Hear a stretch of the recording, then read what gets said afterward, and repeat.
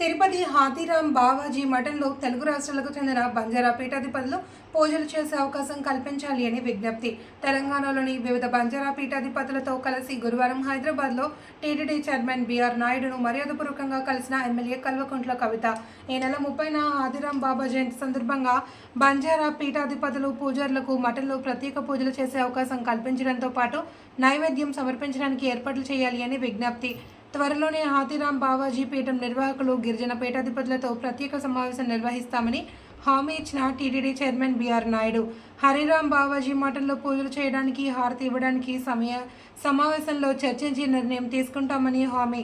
30న హాథీరామ్ బావాజీ జయంతి సందర్భంగా ప్రత్యేక పూజలు చేయడానికి నైవేద్యం సమర్పించడానికి అవకాశం కల్పిస్తామని హామీ ఇచ్చిన టీటీడీ చైర్మన్